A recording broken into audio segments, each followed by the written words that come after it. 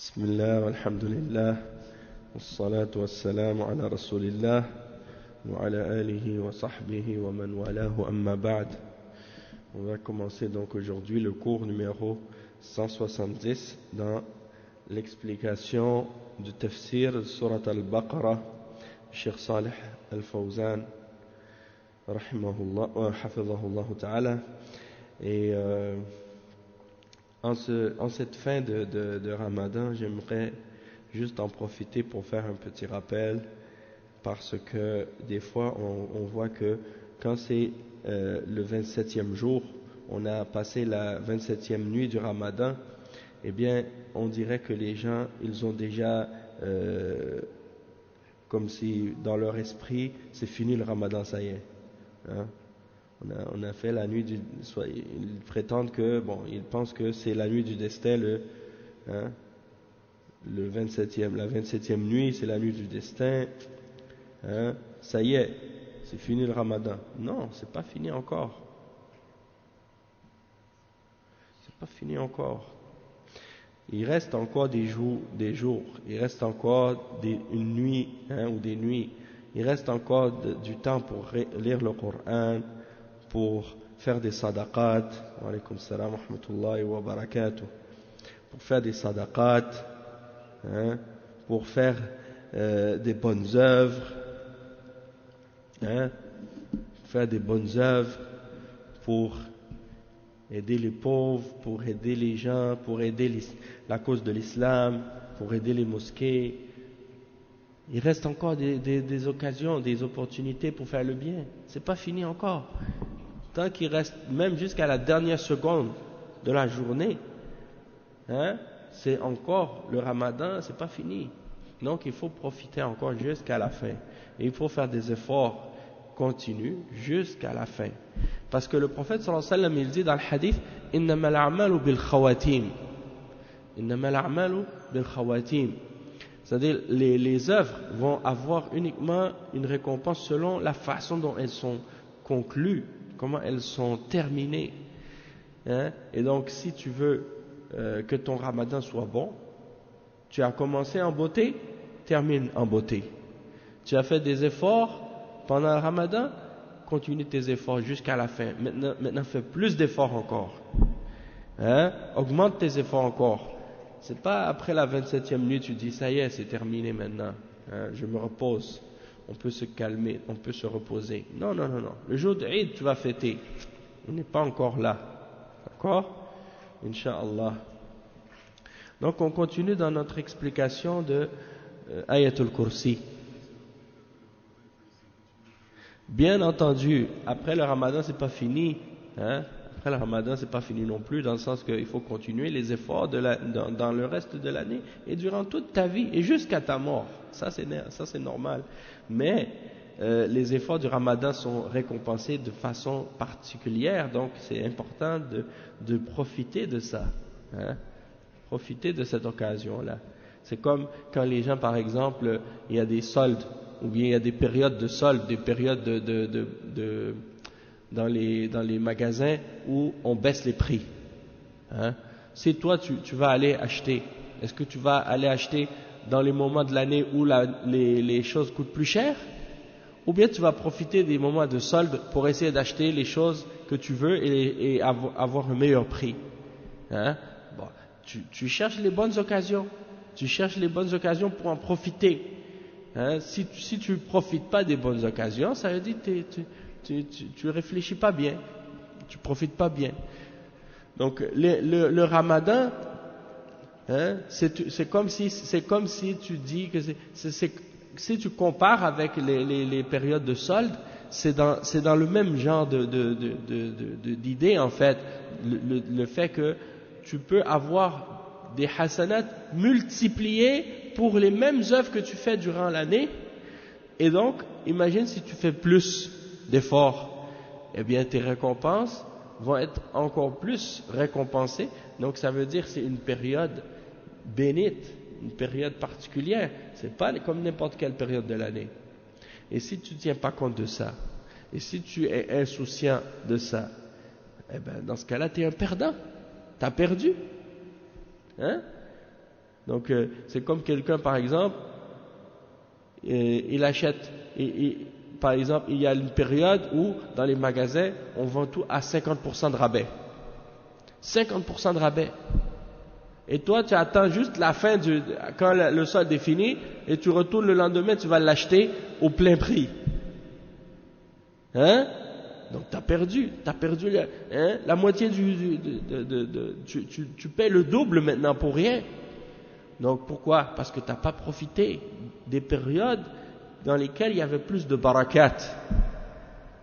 Pourquoi pour nous, les êtres humains, lorsque on donne des exemples pour la dunya, c'est très très facile de les comprendre. On prend des exemples de ça. Mais quand c'est des exemples de la religion, des choses qui ont rapport avec l'akhirah, on devient comme si on comprend pas, des fois. C'est comme si on dirait que les choses deviennent compliquées pour nous. Alors qu'en réalité, c'est aussi simple, même plus simple encore. Hein? Donc il ne faut pas perdre de vue ça. Et comme tu dis, Akhi Barakallahu Fik, c'est vrai, il ne faut pas abandonner nos efforts. Hein? Il y en a comme si pendant le Ramadan, ils cessent de faire leurs péchés, hein? Et ils se concentrent dans l'adoration, ils font les choses obligatoires. Après le Ramadan, ils retournent à ce qu'ils faisaient comme péché et ils retournent à leur insouciance, hein? Et à leur indifférence, et ils négligent les obligations. Ça, c'est pas correct. Hein? Notre Seigneur, c'est Allah subhanahu wa ta'ala. Hein? Les ulama, ils disent souvent ça. Ils disent, notre Seigneur, c'est le Seigneur du mois de Ramadan. Notre Seigneur, c'est pas le Ramadan lui-même. On n'adore pas le Ramadan, on adore le Dieu, hein? On adore le Seigneur du Ramadan, le maître du mois de Ramadan et de tous les autres mois. Et c'est le Seigneur du mois de Ramadan et le Seigneur de tous les mois de l'année. Hein? Pas seulement le Seigneur de ce mois-là. Donc ça veut dire que le Seigneur du mois de Ramadan, il faut l'adorer toute l'année au complet, pas seulement pendant le Ramadan. D'accord? Et aussi un autre rappel que j'ai écouté aujourd'hui à propos de la fin du Ramadan, Cheikh Salih Al-Fawzan, hafidhahullah, il a mentionné, il a dit que les salafs, ils avaient toujours peur que leurs œuvres qu'ils ont faites dans le Ramadan ne soient pas acceptées. C'est-à-dire qu'ils ne sont pas dans la confiance absolue de se sentir en sécurité pour dire « Ah, mashallah, j'ai fait beaucoup de Ramadan, j'ai fait beaucoup de prières, je fais beaucoup de jeûnes, hein, j'ai fait beaucoup de ibadat, beaucoup de sadaqat, ah, je vais avoir beaucoup de hasanat. » Est-ce que tu es certain que ces œuvres, Allah, il va les accepter? Tu ne peux pas être certain. Et est-ce que tu es certain que ces œuvres que tu as faites, elles sont faites avec ikhlas, avec sincérité dans ton intention, hein, pour Allah seul? Donc, ça veut dire qu'il faut toujours, jusqu'à la fin, avoir peur que nos œuvres ne soient pas acceptées. Et c'est ça ce qui fait en sorte que Allah, il va avoir miséricorde et il va avoir pitié de nous, puis il va les accepter, nos actions. Mais celui qui pense, qui agit comme si c'est dans la poche, comme on dit, hein, il pense que ça y est, c'est garanti là, hein, il a un certificat là, c'est comme s'il avait un certificat qui approuve que tout ce qu'il fait, ça y est, c'est accepté. Non, t'as pas cette garantie là, toi. Innama yataqabbalu Allahu minal muttaqin. Allah n'accepte que de ceux qui sont pieux. Et aussi, il a mentionné l'exemple d'un parmi les salafs qui a dit, si je savais qu'une seule de mes œuvres allait être acceptée, j'aurais souhaité la mort. Subhanallah. La ilaha illallah.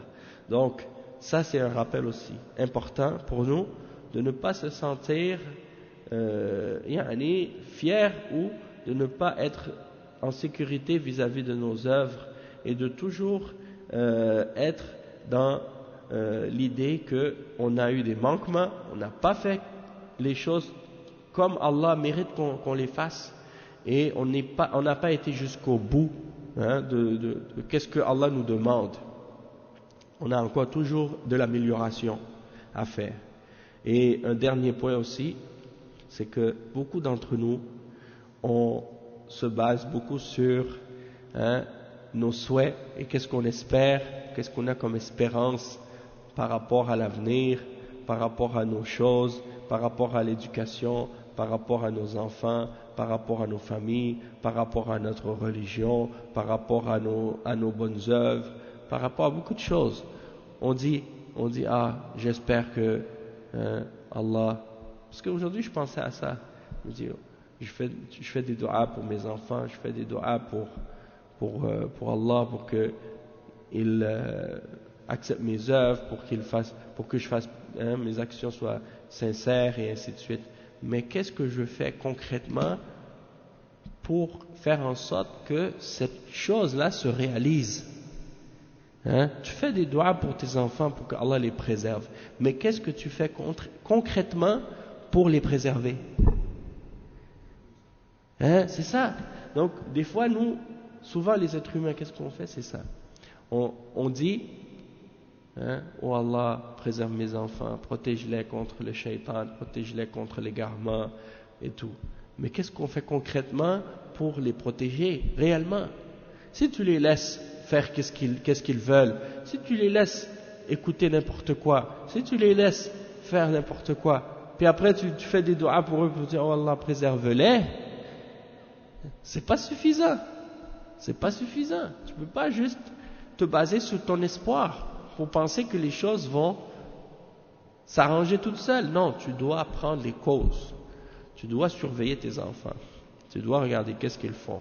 Tu dois regarder où ils vont. Tu dois regarder avec qui ils se tiennent. Tu dois regarder c'est qui ces gens-là. C'est qui leur famille. C'est qui leurs parents. Tu dois te renseigner sur eux. Tu dois regarder à l'école. Avec qui ils se tiennent à l'école. Avec qui est-ce qu'ils fréquentent à l'école. Qu'est-ce qu'ils fréquentent à l'extérieur de l'école. Où est-ce qu'ils vont. Qu'est-ce qu'ils font. Tout ça, tu dis, ah mais c'est pas facile, ça c'est long, c'est difficile. Surveiller tes enfants comme ça, c'est difficile. Mais c'est difficile, mais c'est le prix que tu dois payer pour être sûr que tes enfants, ils vont être sur la droiture, sur le droit chemin. C'est une amana, c'est un dépôt que Allah t'a légué, pour voir comment tu vas agir avec. Ça c'est juste un exemple parmi les exemples, mais ça peut s'appliquer à plein d'autres choses. Tu dis, oh Allah, aide-moi à avoir la science. Oh Allah, donne-moi la science de la religion, la compréhension de la religion. Faqihni fi d-din. Mais tu fais rien pour avoir le fiqh. Tu cherches pas la science, tu écoutes pas les durus, tu vas pas dans les cours, tu écoutes pas les enregistrements des ulama, tu lis pas de livres. Tu fais rien, puis après tu dis oh Allah, donne-moi la compréhension de ta religion, donne-moi la science. Ça veut dire quoi? Tu penses que tu vas avoir une révélation divine qui va tomber sur toi? Allah il va mettre la science dans ton cœur comme ça par inspiration divine? C'est pas comme ça. C'est pas comme ça. Le prophète sallallahu alayhi wa sallam il a dit innamal ilmu bit-ta'allum. Innamal ilmu bit-ta'allum. La science tu peux pas l'acquérir excepté en étudiant, en apprenant la science. Et la science elle s'apprend avec les ulama. Tu peux pas juste comme ça souhaiter les choses puis penser que parce que tu l'as souhaité ça va se produire. Il faut faire les causes. Il faut prendre les moyens nécessaires pour obtenir les choses. Ayant dit ça, maintenant on peut commencer, Inch'Allah. Ça fait un petit rappel, Inch'Allah. Le Cheikh Salih Al-Fawzan, hafidhahullah ta'ala, il continue donc l'explication du verset 255 dans Surat Al-Baqarah. Et il dit maintenant l'explication du verset lorsque Allah dit يَعْلَمُ مَا بَيْنَ أَيْدِيهِمْ وَمَا خَلْفَهُمْ. هذا فيه وصف الله بالعلم الكامل المحيط بكل شيء الذي لا يخفى عليه شيء يعلم ما بين أيديهم وما خلفهم يعني ما مضى في الزمان الأول يعلمه الله عز وجل وما خلفهم يعني في المستقبل فالله يعلم الماضي ويعلم المستقبل لا يخفى عليه شيء سبحانه وتعالى يعلم ما بين أيديهم وما خلفهم ولا يحيطون بشيء من علمه إلا بما شاء. Le cheikh il dit donc, Allah subhanahu wa ta'ala il dit, il sait ce qui est devant eux et ce qui est derrière eux. Et le cheikh il explique que ça c'est la description d'Allah qui mentionne que Allah a la connaissance qui enveloppe toute chose et qui est parfaite et complète. Sa science est absolue. Et il n'y a rien qui lui échappe. Allah subhanahu wa ta'ala, il n'y a rien qui lui échappe de sa science. Il sait ce qui est devant eux, c'est-à-dire ce qui est passé. Hein? Ce qui est passé, Allah le connaît. وَمَا خَلْفَهُمْ, c'est-à-dire qu'est-ce qui est derrière eux, c'est-à-dire ou qu'est-ce qui est derrière eux, c'est-à-dire qu'est-ce qui est dans l'avenir. Donc مَا بَيْنَ أَيْدِيهِمْ, c'est le passé. Et qu'est-ce qui وَمَا خَلْفَهُمْ, il dit c'est l'avenir. Moi j'avais toujours compris le contraire. Avant, dans le passé, j'avais compris le contraire. J'avais compris ma bayna aydihim, que c'est qu'est-ce qui est devant eux, c'est l'avenir. Wa ma khalfahum, qu'est-ce qui est derrière eux, c'est le passé. Le cheikh, il dit que c'est le contraire en fait. Ma bayna aydihim, c'est le passé. Wa ma khalfahum, c'est qu'est-ce qui est dans l'avenir. Hein? Ça veut dire qu'est-ce qui est après eux. C'est ça que ça veut dire. Ma khalfahum, ça veut dire qu'est-ce qui est après eux, non pas qu'est-ce qui est devant eux, qu'est-ce qui est derrière eux. Et donc le cheikh il explique que Allah subhanahu wa ta'ala il connaît donc le passé et il connaît l'avenir parfaitement, il n'y a rien qui lui échappe. Et il dit وَلَا يُحِيطُونَ بِشَيْءٍ مِّنْ عِلْمِهِ إِلَّا بِمَا شَاءَ انفرد الله عز وجل بعلم الغيب قل لا يعلم من في السماوات والأرض الغيب إلا الله وما يشعرون أيان يبعثون الله انفرد بعلم الغيب فالذي يدعي علم الغيب كافر لأنه يدعي مشاركة الله في شيء من خصائصه عز وجل أو من يدعي أن أحدا يعلم الغيب فهو كافر لأنه لا يعلم الغيب إلا الله ولله غيب السماوات والأرض لا يعلم الغيب إلا الله قل لا يعلم من في السماوات والأرض الغيب إلا الله وما يشعرون أيان يبعثون ومن في السماوات والأرض كلهم لا يعلمون الغيب إلا الله عز وجل وهذا من خصائص الله. Donc le cheikh il dit et ensuite Allah subhanahu wa ta'ala dit et ils ne peuvent cerner de sa science ou envelopper de sa science quoi que ce soit excepté ce que Allah a voulu. Donc c'est Allah qui a la connaissance du ghaib et de l'invisible. Et Allah subhanahu wa ta'ala dit dans le verset 65 dans Surat An-Naml, les fourmis, la fourmi, le Surat An-Naml, le verset 65, il dit dis ô Muhammad, personne dans les cieux et dans la terre et dans les cieux et la terre ne connaît l'invisible, l'inconnu ou l'avenir, le ghaib de façon générale, excepté Allah. Et ils ne réalisent pas quand est-ce qu'ils seront ressuscités. Donc Allah subhanahu wa ta'ala c'est le seul qui détient la connaissance de l'invisible et de l'inconnu et de l'avenir, de tout ce qui est caché du passé et de l'avenir et ainsi de suite. Donc celui qui prétend connaître le ghaib c'est un kafir. Celui qui prétend connaître l'avenir c'est un mécréant, il n'est pas musulman, même si il se dit musulman, même s'il fait la prière, même s'il fait le jeûne, même s'il jeûne le ramadan, même s'il fait le hajj, même s'il fait la umrah. S'il prétend qu'il connaît le ghaib et qu'il connaît l'avenir et qu'il peut dire l'avenir, c'est un mécréant, c'est un kafir, il n'est pas musulman. Ça fait partie des nawaqid à l'islam, ça fait partie des annulatifs de l'islam d'une personne, que quelqu'un qui prétend connaître l'avenir, qui prétend connaître le ghaib, il n'est pas musulman, il n'est pas croyant. Donc combien de gens parmi les gens qui se disent des voyants, ou des médiums, ou qui prétendent être des marabouts, qui connaissent l'avenir, qui peuvent te dire qu'est-ce que tu vas avoir dans ton futur, est-ce que tu vas avoir le bonheur, est-ce que tu vas avoir l'amour, est-ce que tu vas avoir ci, avoir ça, combien d'annonces on trouve dans les annonces classées des marabouts, des médiums ou des voyants qui se disent musulmans ou qui portent même parfois des noms musulmans puis qui prétendent qu'ils connaissent le ghaib. Ça c'est du kufr. Ça c'est du kufr. Et celui qui prétend qu'il connaît le ghaib, il est kafir.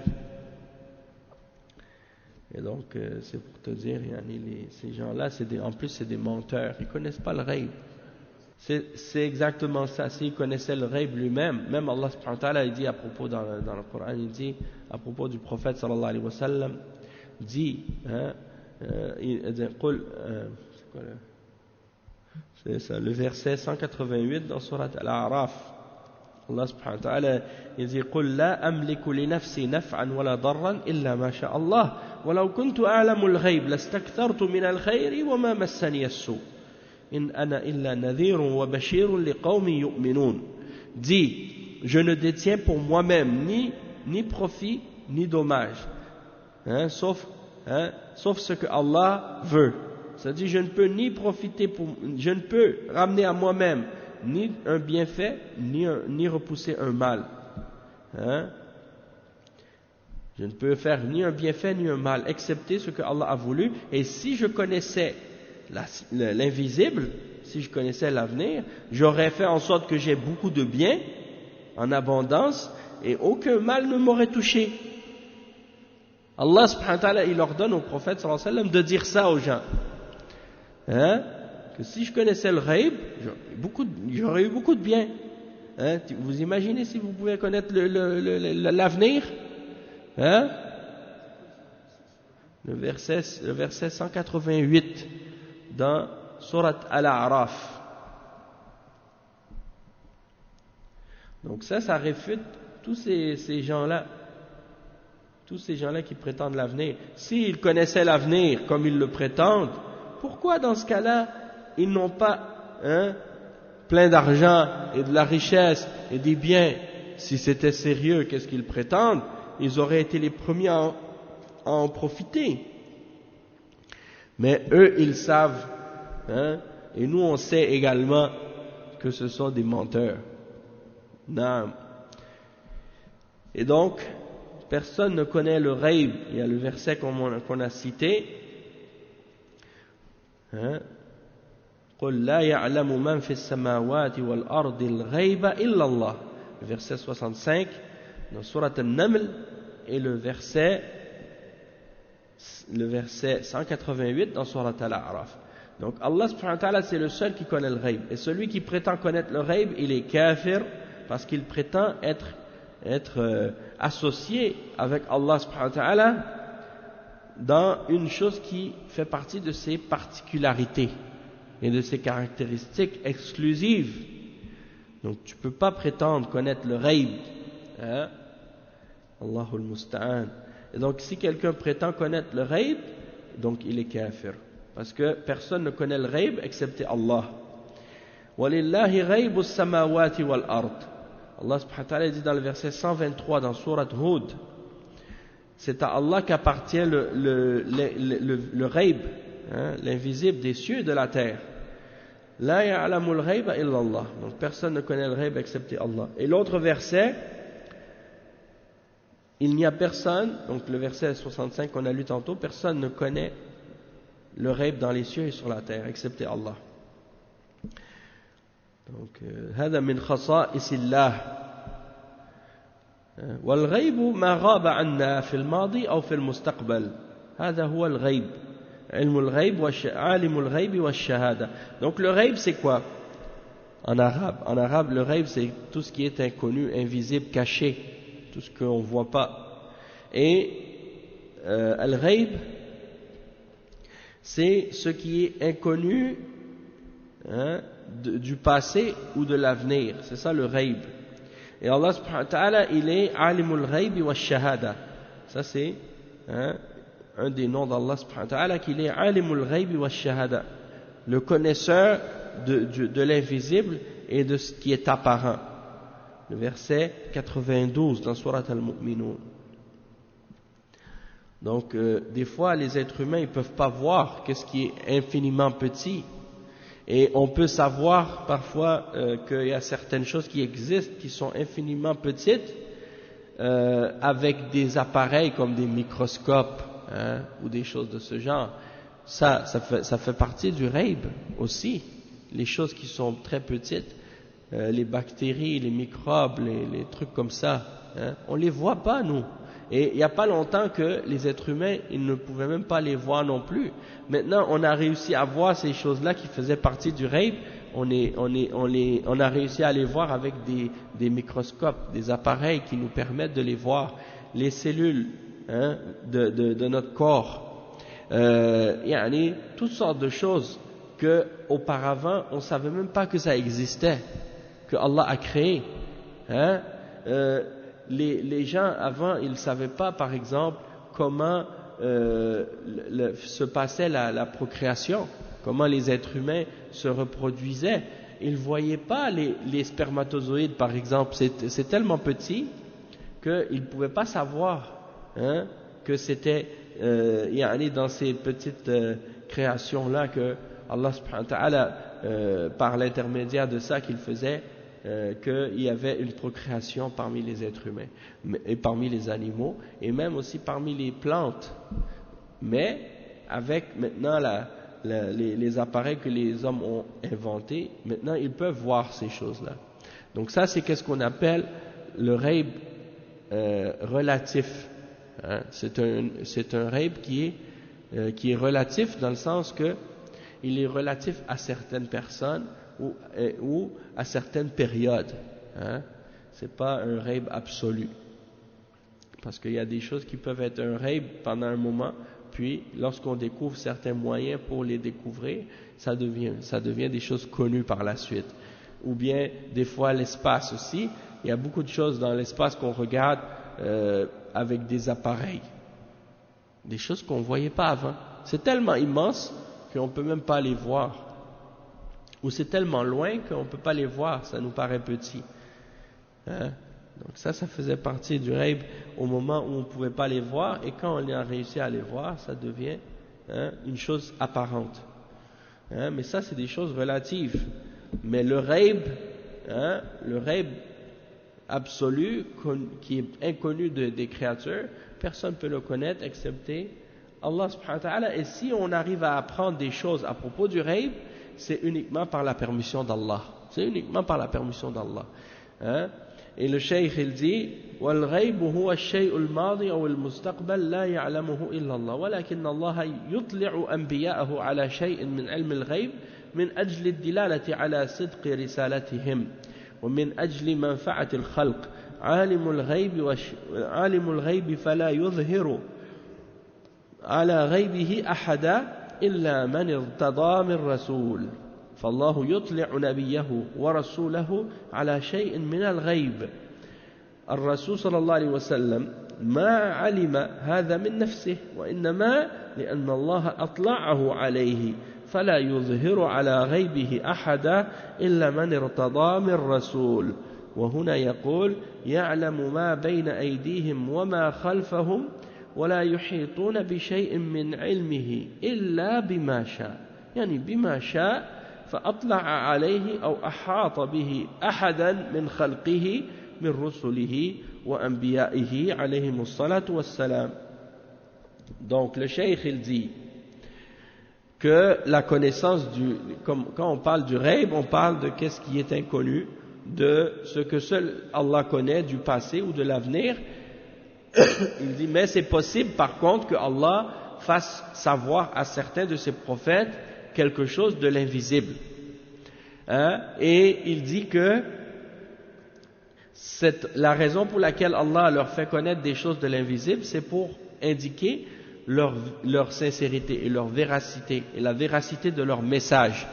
Donc quand Allah leur donne des connaissances du ghaib, c'est pour établir la preuve que ce sont des vrais prophètes, des vrais messagers, et pour que les hommes puissent profiter de cette connaissance-là. Et donc Allah subhanahu wa ta'ala, il mentionne dans le verset 26 et 27 dans Surat Al-Jinn qu'il est le connaisseur de l'invisible et qu'il ne fait connaître à personne son ghaib, sa connaissance de l'invisible, il ne la fait connaître à personne excepté celui d'entre les messagers qu'il a agréé. Donc s'il a agréé certains des messagers pour leur faire connaître certaines choses ou certains aspects du ghaib, ça c'est possible. Mais les messagers, ils ne connaissent pas le ghaib d'eux-mêmes. Il y a beaucoup parmi les soufis qui pensent que le prophète Mohammed sallallahu alayhi wa sallam avait la connaissance du ghaib de lui-même, que c'est lui-même qui connaissait le ghaib. Hein? Non, c'est Allah subhanahu wa ta'ala qui lui a fait connaître ce qu'il a connu du ghaib, mais il ne connaissait pas le ghaib. Hein? Eux, ils disent, des fois, certains soufis, si tu dis le prophète sallallahu alayhi wa sallam il ne connaît pas le ghaib, ils disent astaghfirullah, comment tu peux dire ça? Hein? A'udhu billah. Alors c'est des gens, vraiment des ignorants, yani. Ils pensent que quand tu dis que c'est seulement Allah qui connaît le ghaib, que tu es en train de manquer de respect envers le prophète. Exactement. Le verset qu'on a lu tout à l'heure dans le Coran, il détruit complètement cette idée que ces soufis ont que le prophète sallallahu alayhi wa sallam connaissait le ghaib. Hein? Et la même chose, ils l'attribuent aussi à leur shuyukh, parfois. Ils attribuent à leur shuyukh et à leur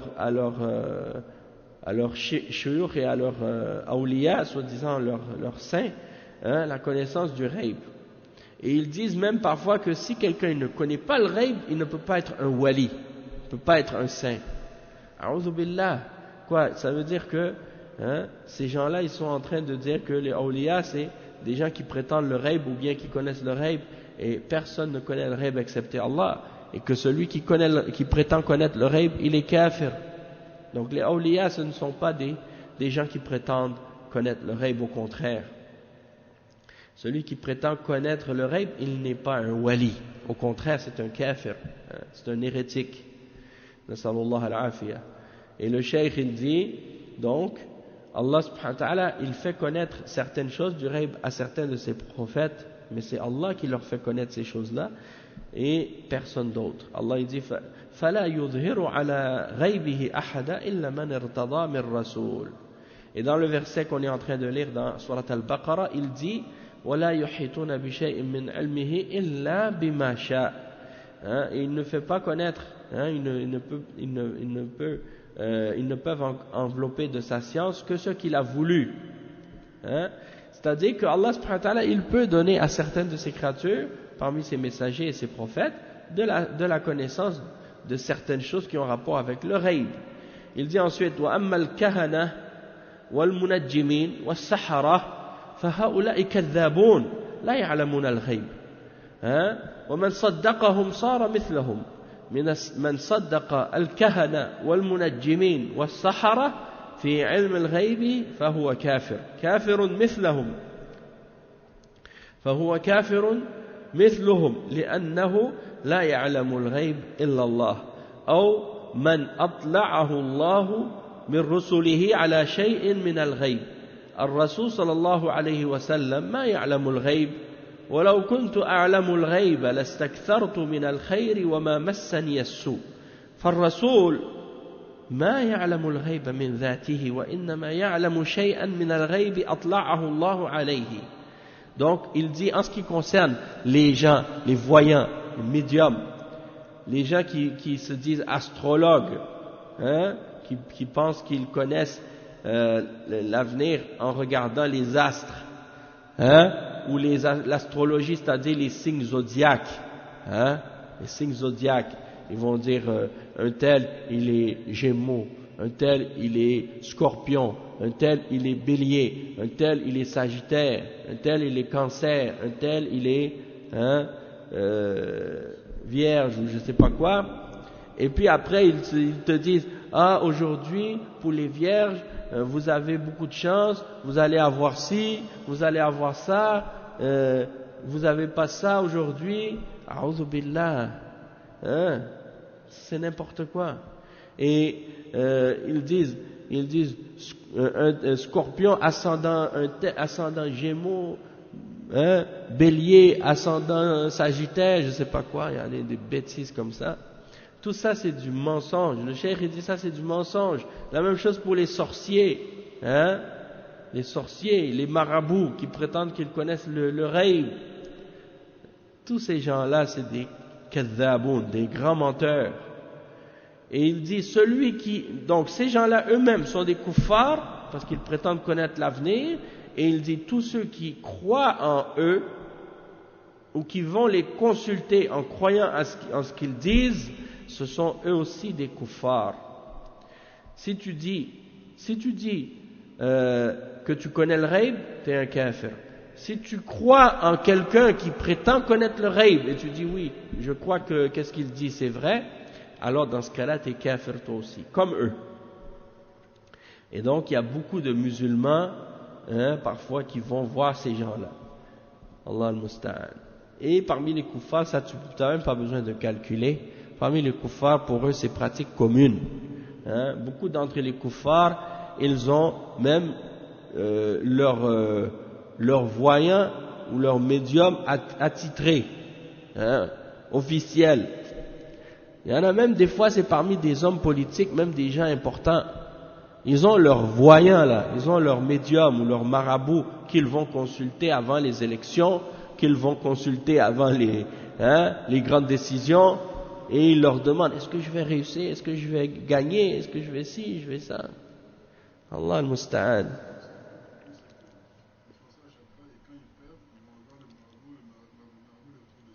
Ouais, bien entendu.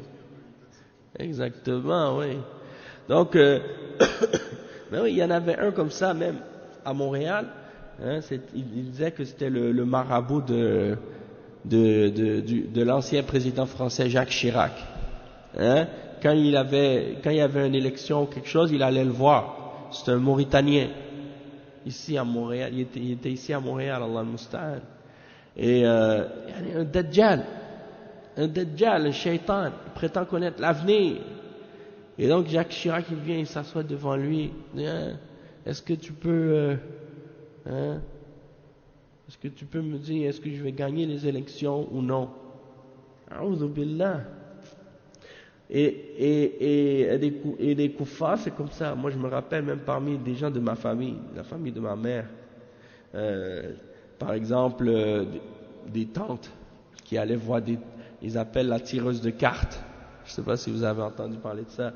Je dis, ouais, j'ai une tireuse de cartes, je m'en vais la voir. Elle va me dire qu'est-ce qui se passe. Ma tireuse de cartes, elle m'a dit, je vais rencontrer un homme. A'udhu billah. Ouais, si elle croise un homme, elle va dire, ah, peut-être c'est lui. C'est des généralités. Des fois, c'est des généralités. Ils racontent des trucs comme ça, puis eux, ils croient. Il y a le menteur, il te raconte 100 mensonges, et il y en a une vérité parmi ces 100 mensonges-là, et toi, parce que tu as entendu une vérité, ça y est, tu dis, ah, il dit la vérité. Bon, par exemple, les tireuses de cartes, les liseuses des feuilles de thé. Je me rappelle, il faisait ça, chez ma grand-mère. Il boit le thé, puis après il brise la poche de thé pour que les feuilles tombent dans le thé. Puis après, quand le thé est terminé, il met la tasse à l'envers. Puis après, ça fait un dessin à l'intérieur, et là il commence à interpréter le dessin. Ah, je vois ça. Il commence à interpréter les dessins qu'il y a dans le thé. N'importe quoi, il y en a, c'est des lignes qu'il trace dans le sable. Il y en a, c'est les lignes de la main. Et il y en a, c'est d'autres choses. Et tout ça, c'est la même chose. Tout ça, c'est du kufr. Allah al-Musta'an. Il y en a qui basent leur vie sur ça. Ils ne vont pas prendre une décision importante dans leur vie sans avoir consulté ce genre de personnage. Et quand c'est quelqu'un qui est important et qui a du pouvoir et qui se base sur ce genre de choses, ça veut dire que, a'udhu billah, ces gens-là, ils ont beaucoup de pouvoir. Ces charlatans-là, ils ont parfois beaucoup de pouvoir à cause de ça. Et dans le passé, beaucoup de rois, beaucoup de dirigeants, beaucoup de gens importants, parmi les kuffars, ils avaient toujours leur voyant pour prendre des décisions. Et c'est comme ça qu'ils réussissaient parfois à faire beaucoup de désordre sur la terre. Allah al-Musta'an. Après, le cheikh il dit donc que celui qui croit en ceux-là, il est kafir. Il dit parce que personne ne connaît le ghaib excepté Allah subhanahu wa ta'ala. Il dit kafirun mithluhum, il est mécréant comme eux, excepté que le cheikh dit personne ne connaît le ghaib excepté Allah et excepté ceux à qui Allah a donné cette connaissance parmi les messagers, les prophètes. Maintenant il n'y a plus de messagers, il n'y a plus de prophètes aujourd'hui. Donc quelqu'un ne peut pas venir pour dire oui, moi j'ai une connaissance de l'invisible. A'udhu billah. Et il mentionne le verset qu'on a mentionné tout à l'heure, 188 dans sourate Al-A'raf. وَلَوْ كُنْتُ أَعْلَمُ الْغَيْبَ لَاسْتَكْثَرْتُ مِنَ الْخَيْرِ وَمَا مَسَّنِيَ السُّوءُ.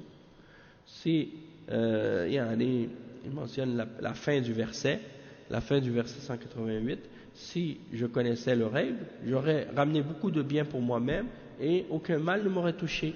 Et on a lu le début du verset, dit au Muhammad que nul ne connaît le ghaib, ou bien plutôt dit au Muhammad, je n'ai pas le pouvoir de me faire un bien ou un mal excepté si Allah a voulu. Donc ça veut dire que le prophète sallallahu alayhi wa sallam, il n'a pas la connaissance du ghaib. Et donc Ar-Rasul sallallahu alayhi wa sallam ne connaît pas le ghaib de lui-même, c'est uniquement quelque chose que Allah lui donne comme connaissance sur certaines choses seulement. Il dit ensuite قال عز وجل وسع كرسيه السماوات والأرض. الكرسي مخلوق من المخلوقات وقد جاء في الحديث أنه موضع القدمين وهو غير العرش، العرش أعظم من الكرسي، وقد جاء في الحديث أن السماوات والأرض بالنسبة للكرسي كسبعة دراهم ألقيت في ترس يعني في صحن، وما نسبة الدراهم من الصحن يعني نسبة ضئيلة، والكرسي بالنسبة للعرش كحلقة في فلاة، كالحلقة الحلقة يعني الحلقة أو الحلقة صغيرة، الصغيرة تجدها في فلاة من الأرض، ما نسبتها؟ نسبتها ما هي شيء ضئيلة. فالكرسي يعني على سعته وعظمته بالنسبة للعرش مثل الحلقة في الفلاة. لا إله إلا الله. والله عز وجل فوق العرش، العرش هو أعظم المخلوقات وهو سقف المخلوقات. أولا الأرض، ثم ما بين السماء والأرض، ثم السماوات السبع، ثم فوق السماوات بحر يعني البحر المسجور، يعني بحر فوق السماوات، ثم فوق البحر الكرسي، ثم فوق الكرسي العرش، ثم فوق العرش الله رب العالمين سبحانه وتعالى لا إله إلا هو جلت عظمته وتقدست أسماؤه سبحانه وتعالى، وسع كرسيه السماوات والأرض. إذا كان هذا الكرسي فكيف بالعرش؟ العرش أعظم. Donc là le cheikh il explique, il dit que Allah subhanahu wa ta'ala, son kursi on a dit c'est le repose-pied, ou l'endroit où on pose le pied. Donc le kursi c'est une des créatures parmi les créatures d'Allah, et Allah subhanahu wa ta'ala dit que le kursi il dépasse les cieux et la terre en grandeur, il est plus large et plus vaste que les cieux et la terre, comme il est mentionné dans le hadith que c'est l'endroit où on pose les pieds. Il dit sauf que le arsh il est plus grand que le kursi, le trône, parce que on a dit dans les cours précédents que parfois on traduit dans les traductions du Coran, ils ont traduit le terme kursi par trône. Quand vous regardez par exemple le verset 255 dans la traduction de l'imprimerie de Malik Fahad rahimahullah, il dit il n'embrasse que ce qu'il veut, son trône déborde les cieux et la terre. Ça c'est incorrect. Le kursi c'est pas le trône, le arsh c'est le trône. Le kursi c'est pas le trône, le kursi c'est le repose-pied. Et donc il dit le cheikh que c'est le arsh il est plus grand que le kursi, le trône il est plus grand que le repose-pied. Et il mentionne que les 7 cieux, les cieux et la terre comparés au kursi, c'est comme 7 pièces de monnaie qu'on jette sur un bouclier ou une grande assiette. 7 pièces qu'on jette dans une grande assiette, yani, c'est rien. Hein, c'est tout. Les 7 cieux sont petits à côté du kursi. Et il dit, et le kursi, par rapport au trône, par rapport au arsh, c'est comme un anneau qu'on jette dans le désert. Donc, le kursi, il est infiniment petit à côté du arsh. C'est comme, le kursi, c'est comme un anneau, et le arsh, c'est le désert. Hein? Donc, tu prends l'anneau, tu le jettes dans le désert. Le kursi, il est petit. Hein? Et pourtant, les cieux et la terre sont plus petits que le kursi. Donc, ça veut dire quoi? Ça veut dire que toutes ces grandes créations-là, on ne peut même pas les imaginer tellement elles sont grandes. La ilaha illallah. Et donc, le cheikh, il dit, Allah subhanahu wa ta'ala, lui, il est au-dessus du trône, au-dessus du arsh. Et il dit que le arsh, le trône, c'est la plus grande des créatures. C'est le toit des créations. Et donc, il dit, premièrement, il y a la terre. Et ce qu'il y a entre les cieux et la terre comme distance. Hein? Le premier ciel. Comme je disais au dernier cours, ou dans les cours précédents, même le dernier des cieux, le sama ad-dunya, les êtres humains, ils savent même pas où est-ce que ça se termine. Quand on regarde les astres, la nuit, le ciel, on voit même pas la fin. Alors, ça c'est seulement le premier des 7 cieux. Et il y a 7 cieux par-dessus ces cieux-là. Donc, on ne sait même pas la distance qu'il y a entre ce ciel et l'autre après. Et donc, imaginez donc la distance de tous les 7 cieux. Ça, c'est impossible à imaginer. Et au-dessus des 7 cieux, il y a un océan. Al-Bahr al-Masjour. Il y a un océan au-dessus des cieux. Et le kursi, il est par-dessus cet océan-là. Et par-dessus le kursi, il y a l'arsh. Hein? Et par-dessus l'arsh, il y a Allah subhanahu wa ta'ala. Hein? La ilaha illahu. Rien ne mérite d'être adoré excepté lui. Hein? Que ça, le cheikh il dit sa majesté, hein, sa grandeur est majestueuse et ses noms sont sanctifiés et purifiés. Et il dit donc que les cieux et la terre, le trône les dépasse, le trône les déborde, hein, le kursi plutôt, dépasse les cieux et la terre. Et le kursi, si le kursi il est plus grand que les cieux et la terre, alors que dire du trône, l'arsh? L'arsh est encore plus grand que ça. Après il dit ثم قال ولا يؤوده حفظهما يعني لا يكسره ولا يثقله سبحانه وتعالى ولا يشق عليه حفظ السماوات والأرض ومن فيهن والقيام عليهن ولا يثقل الله عز وجل إن الله يمسك السماوات والأرض أن تزولا ولئن زالتا إن أمسكهما من أحد من بعده إنه كان حليما غفورا لو زالتا ما أحد يمسكهما غير الله عز وجل ولا يؤوده يعني لا يتعبه ولا يشق عليه حفظهما أي حفظ السماوات والأرض ومن فيهن فهو القائم على خلقه سبحانه وتعالى يدبر ويرزق ويخلق ويعطي ويمنع وهذا بالنسبة لله سهل ويسير ولا يشق عليه سبحانه وتعالى. Donc le cheikh il dit que cela ne pèse pas lourd pour lui, ce n'est pas difficile pour lui de les préserver, de les garder, hein? C'est pas difficile pour lui, c'est pas lourd pour lui de préserver les cieux et la terre et ce qu'il y a à l'intérieur et de s'en occuper. Ce n'est pas lourd pour lui, ce n'est pas difficile pour lui, hein?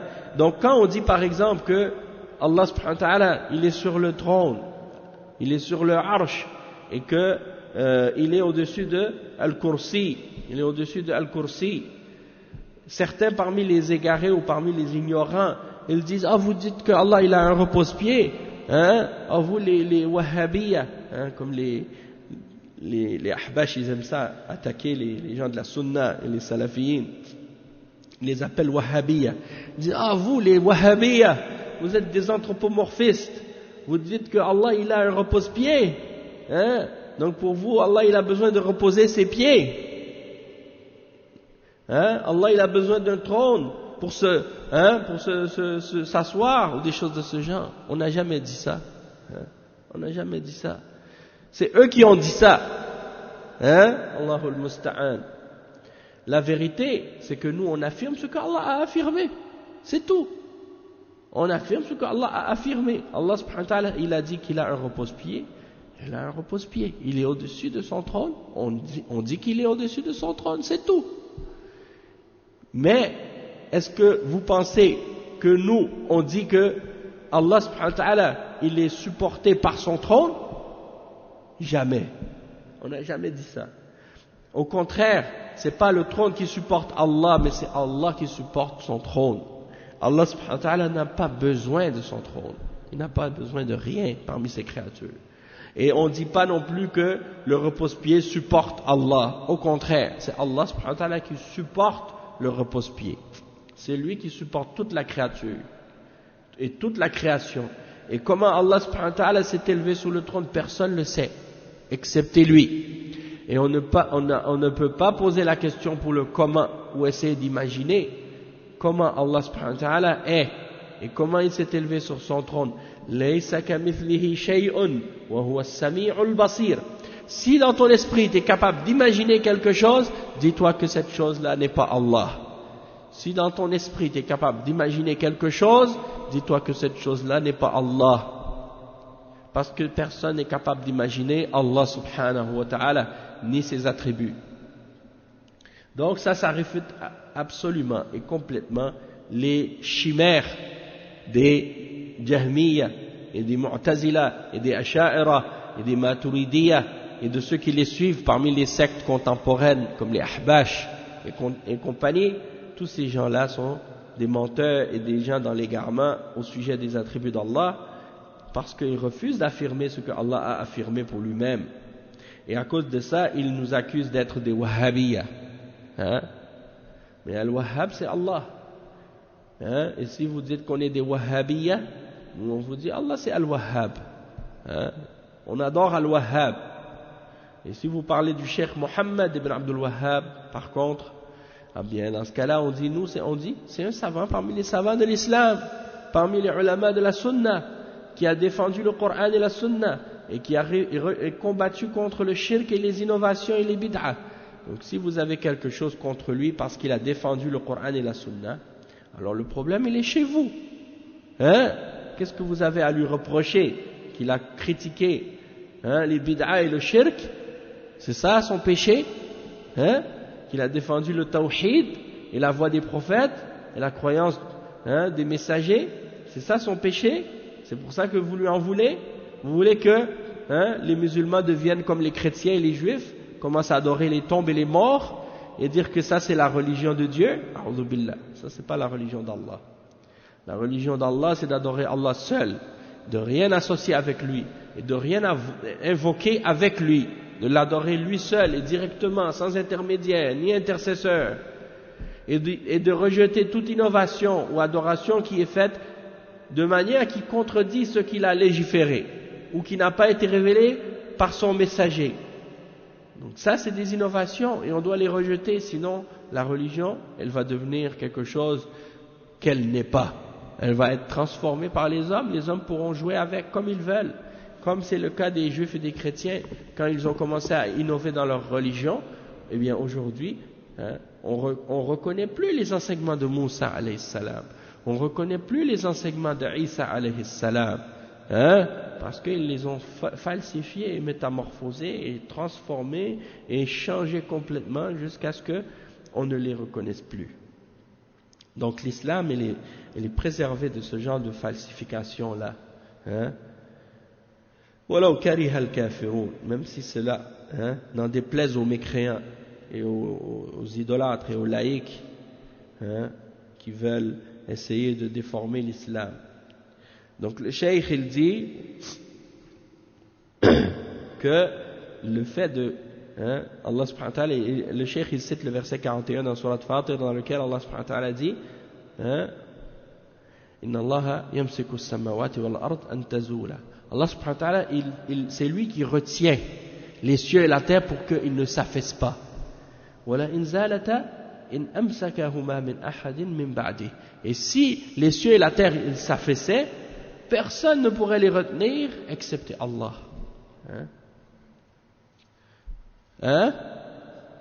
Tous les cieux et la terre au complet, pas juste les montagnes. Non, ça c'est autre chose. Non. Donc, Allah subhanahu wa ta'ala, il tient l'univers entier, c'est lui qui le tient, c'est lui qui le supporte, c'est lui qui fait que chaque chose reste à sa place. C'est lui qui fait bouger les choses et c'est lui qui fait que les choses restent à leur place, que chaque chose reste à sa place. S'il veut, s'il voulait, les choses ne seraient pas à leur place. S'il veut détruire ce qu'il veut, il le fait. C'est comme les kuffars, je me rappelle, il y a des kuffars qui disaient par exemple, l'univers, il y a le chaos dans l'univers, tout est en désordre. J'ai dit même le chaos, Allah subhanahu wa ta'ala, il le calcule. Même le chaos, il n'y a pas de hasard dedans. Allah subhanahu wa ta'ala, il le calcule. Donc toi tu dis par exemple, il y a une explosion quelque part. Il y a une chose qui explose. Toi, qu'est-ce que tu vois dans cette explosion-là? Tu vois la destruction, tu vois le chaos. Tu vois que cet objet qui a explosé, elle se brise en des milliers de petites particules, des milliers de parties. Et tu dis, ce morceau qui vole, il s'en va quelque part. Et l'autre particule qui explose, qui revole et qui s'en va à un autre endroit. Toi, tu vois ça, l'explosion, tu regardes ça, tu vois ça comme quelque chose qui se passe et tu dis, ça c'est aléatoire, c'est le hasard.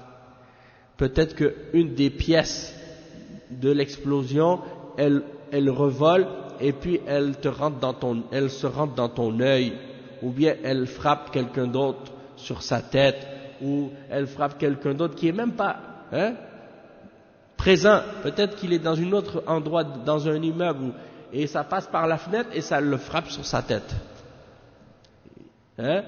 Toi tu dis ça c'est le hasard. Pour Allah c'est pas un hasard ça. Parce que Allah il a calculé chaque millième de centième, de millième, de virgule que tu peux mettre après combien de zéros que tu peux mettre après ta virgule là. Eh bien, même s'il y avait 18 zéros après, puis qu'il y a un 1 à la fin, ou un 8 à la fin, ou peu importe, après tes millions de zéros, eh bien, ce millionième là, Allah subhanahu wa ta'ala, il l'a calculé. Il n'est pas dans les hasards. Pour Allah. Pour nous, oui. Parce que nous, on ne comprend pas comment Allah, il a tout prédestiné les choses. Supposons, par exemple, tu voulais rencontrer quelqu'un. Tu rêvais de le rencontrer depuis longtemps, tu souhaites de le rencontrer, mais tu n'as jamais le temps de faire un rendez-vous avec. Un jour, tu passes quelque part où tu n'avais pas calculé que tu allais aller à cet endroit-là. Tu n'avais pas prévu d'aller là-bas. Tu t'en vas là-bas par imprévu. Puis tu arrives face à face avec la personne que tu souhaitais rencontrer à cet endroit-là où toi-même, tu n'avais même pas planifié d'être là. Ça pour toi c'est un hasard, tu dis ça c'est une coïncidence. Mais pour Allah c'est pas une coïncidence, c'est Allah qui a voulu que vous rencontriez. Allah subhanahu wa ta'ala il dit dans le verset dans une sourate dans le Coran, dans sourate Al-Anfal, il dit وَلَوْ تَوَعَدْتُمْ لَاخْتَلَفْتُمْ فِي الْمِيعَادِ. Si vous étiez donné rendez-vous, vous seriez manqué peut-être. Vous auriez manqué votre rendez-vous, votre rencontre. Mais Allah, il a prédestiné quelque chose, ça doit se produire. Subhanallah. Ça m'est déjà arrivé une fois. Quand j'étais parti en Arabie Saoudite la première fois pour étudier, il y a un frère qui m'avait donné le numéro de téléphone. Non, il ne m'avait pas donné le numéro de téléphone. Justement, il devait me donner le numéro de téléphone de son frère qui vivait à Médine. Il devait me donner son numéro. je l'ai pas rencontré, j'ai pas pu le rencontrer avant de partir. Donc je suis parti là-bas pour étudier à Médine pour la première fois, et arrivé là-bas, j'avais pas son numéro. Et arrivé là-bas, en fait, si je commence à raconter ça, ça va être long, mais pour résumer tout, c'est que on s'est rencontrés. Moi et la personne, le frère de ce frère qui était à Médine, on s'est rencontrés dans une réunion où je devais même pas être. J'étais là-bas, j'ai parlé, j'ai dit, moi je viens les frères ils se sont présentés, ils ont dit ça c'est le frère Suleiman, il vient du Canada. Et le frère qui était présent qui dit, moi mon frère il vit au Canada en ce moment, il étudie là-bas. Hein? Alors j'ai dit, ah oui, comment il s'appelle? Et là il m'a dit, il s'appelle un tel. J'ai dit, ben tu vois, ton frère il devait me donner ton numéro justement avant de partir. Hein? Et finalement on s'est rencontrés. Donc c'est pour dire, Yanni, c'est pour dire comment parfois Allah subhanahu wa ta'ala il a prédestiné les choses. Mais pour toi c'est un hasard, c'est comme on dit, une coïncidence, mais pas pour Allah. Allah il a calculé ça. Hein? Donc les kuffars ils disent parfois le hasard fait bien les choses. C'est pas le hasard qui fait bien les choses, c'est Allah subhanahu wa ta'ala qui fait bien les choses. Et il dit yani wala ya'uduhu hifdhuhuma. Donc Allah subhanahu wa ta'ala c'est lui qui retient et qui contrôle tout ce qu'il y a dans la création. Puis après il dit wa huwa al-aliyyul azim. أي هو يعني أي حفظ السماوات والأرض من فيهن وهو القائم على خلقه سبحانه وتعالى يدبر ويرزق ويخلق ويعطي. Donc Allah subhanahu wa ta'ala c'est lui qui est le responsable et qui s'occupe de sa création. C'est lui qui gère et qui contrôle et qui donne la subsistance et qui crée et qui donne et qui retient. Et tout ça c'est facile pour Allah. Et ce n'est pas difficile pour lui. Pour les créatures, c'est difficile de s'occuper de tout et de toutes sortes de choses en même temps. Quand quelqu'un quand il commence à avoir trop de responsabilités, trop de tâches, trop de travail à faire, il commence à perdre le contrôle. Allah subhanahu wa ta'ala non. C'est comme, je ne sais pas si c'est toi l'autre jour ou quelqu'un d'autre qui me disait comment Allah subhanahu wa ta'ala pendant le Ramadan, il peut entendre tous les musulmans sur la terre, dans toutes les mosquées qui font les du'as en même temps. Dans toutes les régions du monde. Et les gens ils font le du'a en même temps. Comment il peut les entendre? Allah subhanahu wa ta'ala, quand il écoute le du'a d'une personne, ça ne le distrait pas d'entendre le du'a des autres. Il entend tout en même temps, subhanahu wa ta'ala, et tout ça c'est facile pour lui. Subhanahu wa ta'ala. Et non seulement ça, c'est comme un frère, il dit, toi tu t'étonnes qu'il puisse entendre toutes les créatures en même temps, alors que c'est lui qui a prédestiné et qui a écrit tout ce qu'ils disent 50 000 ans avant la création des cieux et de la terre. Et donc toi tu t'étonnes qu'il puisse les entendre, et bien ça c'est rien, c'est facile pour lui. Subhanallah. Et regarde aujourd'hui comment les êtres humains, parfois ils ont créé des appareils, des logiciels ou des ordinateurs qui peuvent écouter les appels téléphoniques et enregistrer les conversations de combien de personnes en même temps dans un pays. Et ils disent que la NSA, ils espionnent les citoyens américains, même les citoyens de d'autres pays, et ils écoutent leurs conversations. Leur système, si on prononce ou si on dit certains mots-clés, ça s'enclenche ou ça se met à enregistrer ou bien à faire des choses. Donc c'est pour dire, si une machine est capable de faire ça, alors que c'est une chose que les êtres humains ils ont fabriquée eux-mêmes, qu'est-ce qu'il pense à propos d'Allah subhanahu wa ta'ala? فَمَا ظَنُّكُمْ بِرَبِّ الْعَالَمِينَ. Allah subhanahu wa ta'ala, c'est rien pour lui, tout ça. Ça c'est, Allah subhanahu wa ta'ala, a'la wa a'lam. Allah subhanahu wa ta'ala, il est plus haut que ça, plus élevé que ça. Il est parfait, on ne peut même pas le comparer à ce genre de choses. Donc, tout ça c'est pour dire, yani, وَمَا قَدَرُ اللَّهَ حَقَّ قَدْرِهِ. Ils n'ont pas estimé Allah à sa juste valeur, réellement. Et même qu'ils ne peuvent même pas commencer à imaginer la valeur, la grandeur d'Allah subhanahu wa ta'ala.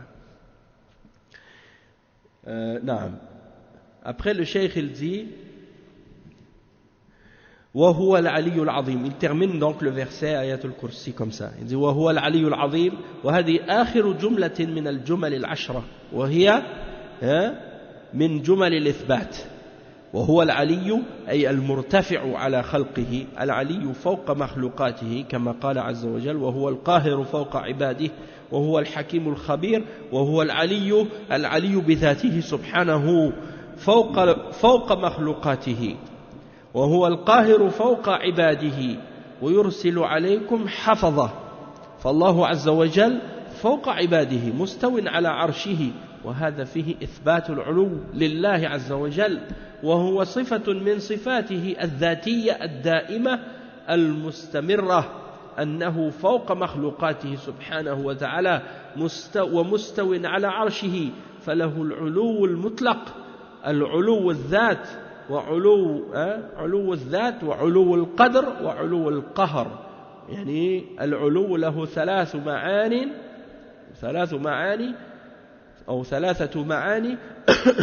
علو الذات وعلو القدر وعلو القهر، كلها ثابتة لله عز وجل العظيم الذي لا أعظم منه. الله أكبر أي الله أكبر وأعظم وأجل من كل شيء سبحانه وتعالى.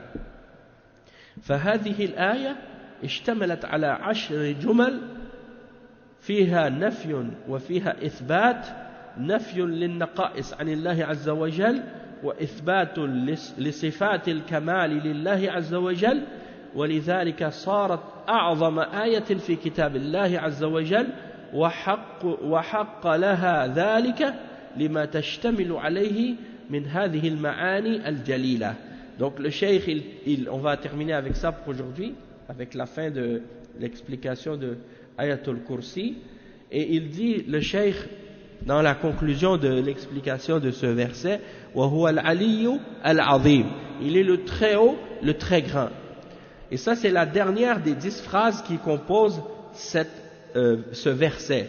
Et c'est des phrases, les 10 phrases dans lesquelles il y a des affirmations et des négations. Et celle-ci, cette dernière phrase, c'est une phrase dans laquelle il y a une affirmation, c'est-à-dire l'affirmation de 2 parmi les noms d'Allah. وَهُوَ الْعَلِيُّ الْعَظِيمُ. Al-Aliyu, ça veut dire le très haut. Wa al-Azimu, ça veut dire le très grand. Et le cheikh explique que premièrement, Al-Aliyu, c'est l'affirmation du fait que Allah est élevé au-dessus de ses créatures. Allah subhanahu wa ta'ala, il mentionne dans le verset 18 dans Surat Al-An'am, وَهُوَ الْقَاهِرُ فَوْقَ عِبَادِهِ وَهُوَ الْحَكِيمُ الْخَبِيرُ. Il est le contraignant au-dessus de ses serviteurs. Donc Allah subhanahu wa ta'ala est au-dessus de ses créations, il est Al-Qahir. Et il dit وَهُوَ الْعَلِيُّ également, Allah subhanahu wa ta'ala, il est élevé par son être, au-dessus de ses créations. وَهُوَ الْقَاهِرُ فَوْقَ عِبَادِهِ. Donc non seulement il est au-dessus de sa création par sa force et sa puissance, mais aussi il est au-dessus de sa création par son être et sa personne. Dans l'autre verset, on a lu le verset 18 dans Surat Al-An'am, il dit, il est le contraignant au-dessus de ses créatures ou de son serviteur ou de ses serviteurs, il est le contraignant au-dessus de ses serviteurs, et il est le sage et le parfaitement informé. Et dans l'autre verset, le verset 61, il dit وَهُوَ الْقَاهِرُ فَوْقَ عِبَادِهِ وَيُرْسِلُ عَلَيْكُمْ حَفَظَهُ. Donc il dit encore une fois, et c'est lui le contraignant au-dessus de ses serviteurs, et il envoie pour vous des gardiens, des anges gardiens. وَيُرْسِلُ عَلَيْكُمْ حَفَظَةً. Il envoie pour vous des gardiens, parmi les anges. Donc Allah subhanahu wa ta'ala, il est au-dessus de ses serviteurs, élevé au-dessus de son trône. Et il y a dans cela l'affirmation du fait que Allah est élevé, au-dessus de ses créations. Et c'est une donc parmi ses attributs qui fait partie des attributs de son être qui sont permanentes et qui sont continuelles. Parce qu'on a déjà expliqué que les attributs de l'être d'Allah sont permanentes et continuelles. Elles ne sont pas reliées à sa volonté, contrairement aux attributs d'action. Les attributs d'action d'Allah sont reliés à sa volonté. Il les fait quand il veut. Les attributs de son être sont des attributs permanents qui sont avec lui sans cesse et continuellement parce qu'elles font partie de son être. L'attribut de la science, l'attribut de l'élévation, l'attribut de la main, du visage, ça c'est des attributs de l'être d'Allah subhanahu wa ta'ala, de la toute-puissance, de la volonté. La volonté, ça fait partie de son être. La toute-puissance, ça fait partie de son être. C'est pas des choses qui se séparent ou des choses qu'il fait quand il veut. Non, il est éternellement comme ça. Tandis que l'attribut de créer, l'attribut de s'élever, l'attribut de donner ou de retenir ou des choses de ce genre, ça c'est des attributs d'action. L'attribut de venir ou de descendre au dernier des cieux, ça c'est des attributs reliés à ses actions qu'il fait quand il veut. C'est relié à sa volonté. C'est ça la différence entre l'attribut de l'être et les attributs d'action. Et on dit aussi la parole, c'est un attribut d'être, parce que Allah a toujours eu l'attribut de parler, il a toujours pu parler, il a toujours eu cet attribut-là, mais en même temps c'est aussi un attribut d'action dans le sens que Allah subhanahu wa ta'ala, il parle quand il veut. Il parle quand il veut. Et le cheikh il explique, il dit ici que Allah subhanahu wa ta'ala, donc il s'est élevé au-dessus de son trône et son élévation est absolue. Donc Allah subhanahu wa ta'ala, son élévation, il est élevé par son être, il est élevé dans sa valeur et dans sa grandeur, et il est élevé dans sa puissance aussi et dans sa force. Donc c'est les trois significations qui doivent être affirmées à propos de l'élévation d'Allah. L'élévation d'Allah dans son être, dans sa valeur et dans sa force. Donc ces trois significations-là. Tandis que les gens de bid'a, eux, ils affirment uniquement deux significations par rapport à l'élévation, la valeur et la force. En ce qui concerne l'élévation de l'être, quand on dit qu'il est lui-même au-dessus de sa création, ça ils refusent de l'affirmer. Parce que eux ils disent soit que Allah est partout, ou ils disent que Allah est nulle part. Et ça c'est du kufr. On a expliqué ça, c'est du kufr. Naam. Donc le cheikh il dit, et Allah subhanahu wa ta'ala il est al-azim, donc il est le plus grand. Il est le plus grand, il est akbar, ou al-akbar. Quand on prie on dit Allahu akbar. C'est-à-dire Allah akbar min kulli shay. Même que les kuffars aujourd'hui ils pensent que c'est devenu un cri de guerre, ou que c'est un cri quand quelqu'un fait ça, c'est par rapport c'est relié au terrorisme. Ça n'a rien à voir avec le terrorisme. Allahu akbar n'a rien à voir avec le terrorisme, et c'est pas un cri de guerre.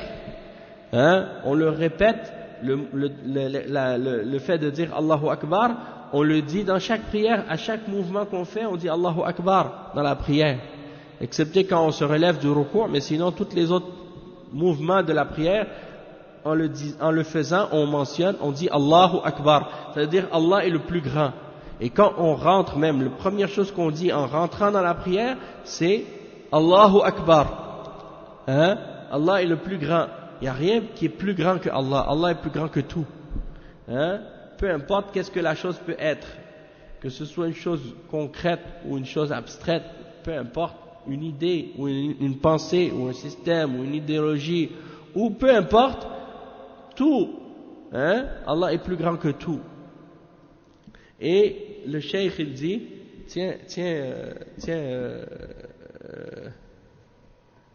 naam, barakallahu fik Yaqub. Donc, ce verset, le cheikh il termine en disant que ce verset d'Ayatul Kursi, le verset du repose-pied, il est composé de 10 phrases dans lesquelles il y a des affirmations et des négations, la négation des imperfections et des défauts pour Allah et l'affirmation des attributs de perfection à Allah subhanahu wa ta'ala. Et c'est pour cette raison que ce verset est le plus important de tous les versets dans le Coran et qu'il mérite ce statut et cette importance-là à cause des grandes significations qu'il contient. On va donc s'arrêter ici. Hein? On va donc s'arrêter ici pour aujourd'hui. Puis demain, Inch'Allah, on va expliquer la suite du verset 256. Hein? Et c'est un verset qui parle du tawhid.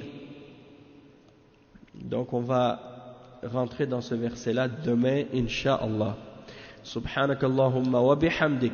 Ashhadu an la ilaha illa ant. Astaghfiruka wa atubu ilayk.